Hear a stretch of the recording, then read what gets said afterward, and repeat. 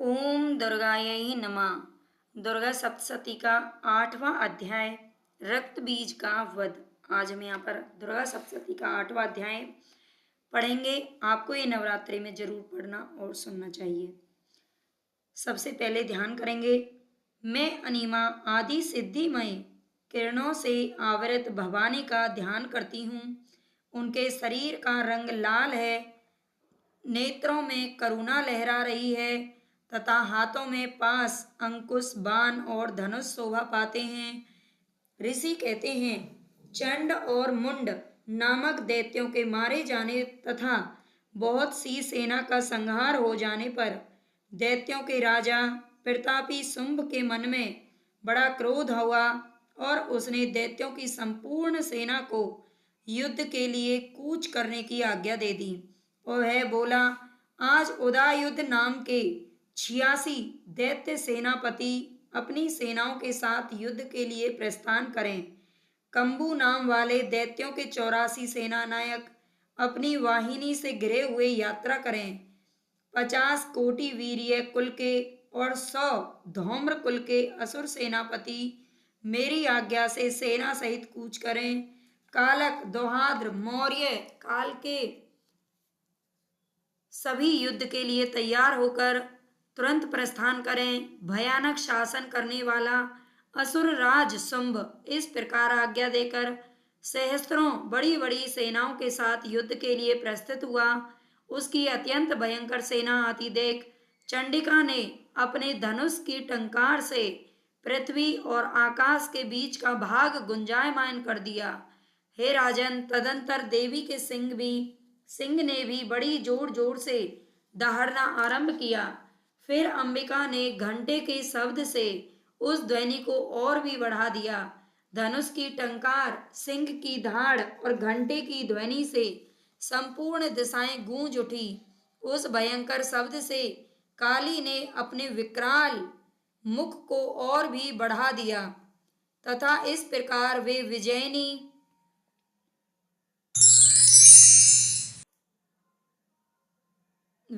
हुई। उस तुमुल नाद को सुनकर दैत्यों की सेनाओं ने चारों ओर से आकर चंडिका देवी, सिंह तथा काली देवी को क्रोध पूर्वक घेर लिया।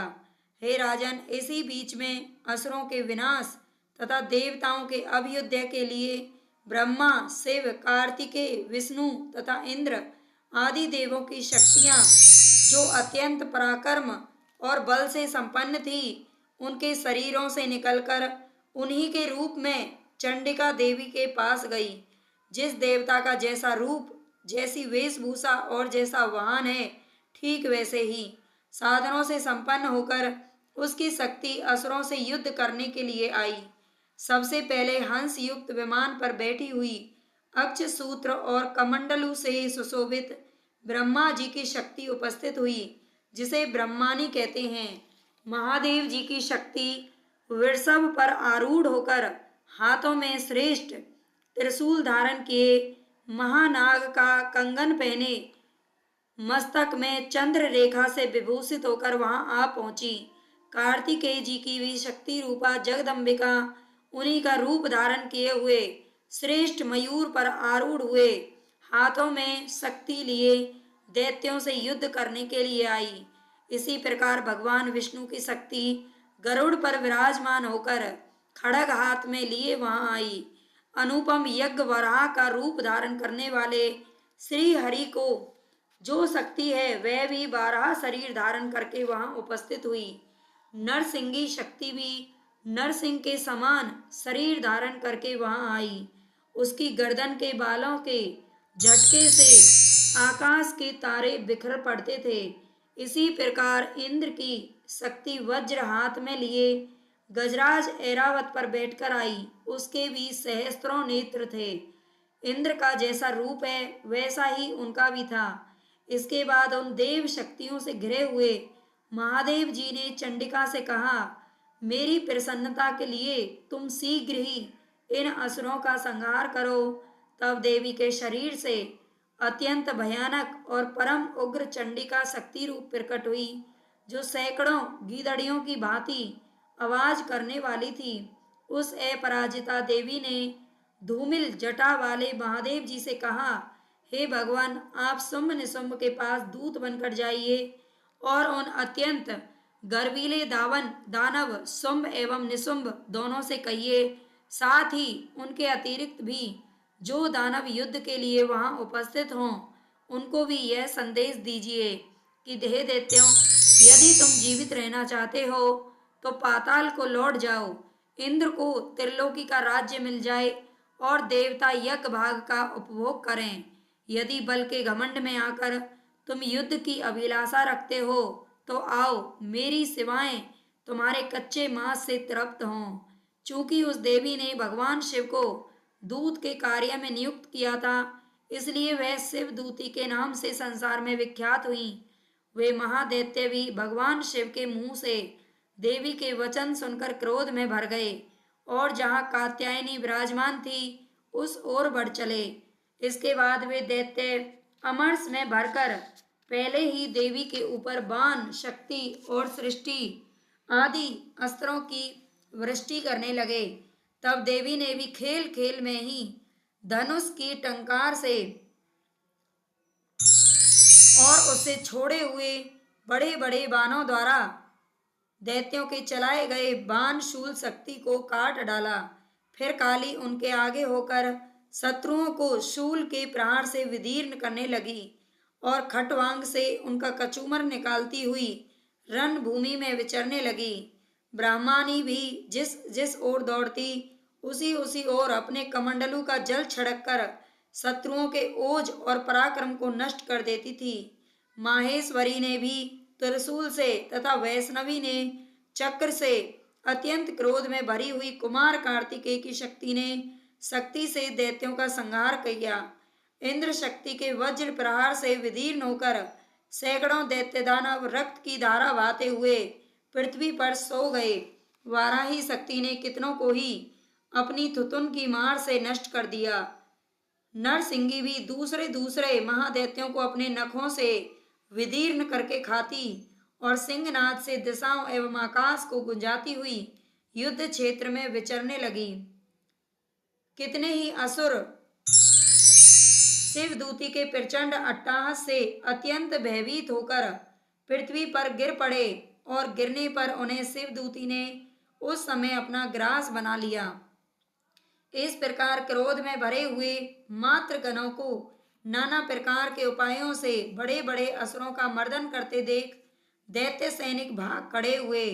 मात्र गणों से पीड़ित दैत्यों को युद्ध से भागते देख रक्त बीज अपना नामक महादैत्य क्रोध में भरकर युद्ध करने के लिए आया। उसके शरीर से जब रक्त की बूंद पृथ्वी पर गिरती थी तब उसी के समान शक्तिशाली एक दूसरा महादैत्य पृथ्वी पर पैदा हो जाता। महासुर रक्तबीज हाथ में गदा लेकर इंद्र शक्ति के साथ युद्ध करने लगा। तब इंद्री ने अपने वज्र से रक्त बीज को मारा। वज्र से घायल होने पर उसके शरीर से बहुत सा रक्त गिरने लगा और उससे उसी के समान रूप और पराक्रम वाले योद्धा पैदा होने लगे।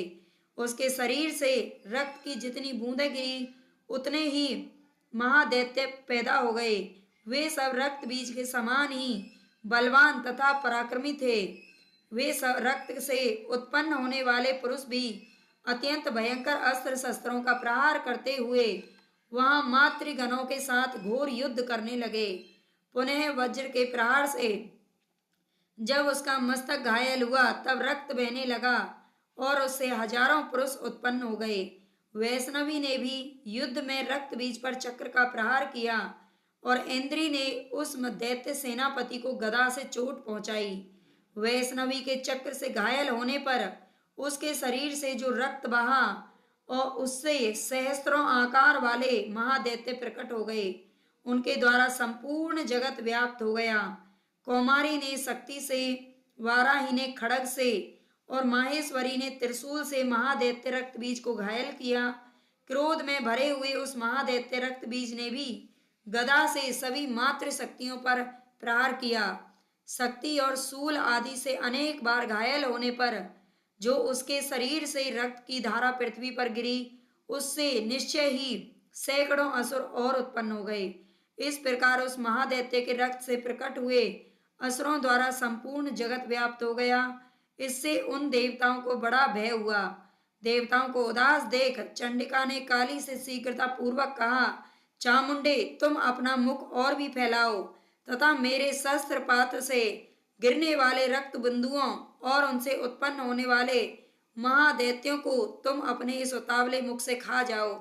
इस प्रकार रक्त से उत्पन्न होने वाले महादैत्यों का भक्षण करती हुई तुम रण में विचरती रहो। ऐसा करने से उस दैत्य का सारा रक्त छीन हो जाने पर वह स्वयं भी नष्ट हो जाएगा। उन भयंकर दैत्यों को जब तुम खा जाओगी तब दूसरे नए दैत्य पैदा नहीं हो सकेंगे। काली से यों कहकर चंडिका देवी ने शूल से रक्त बीज को मारा और काली ने अपने मुख में उसका रक्त ले लिया।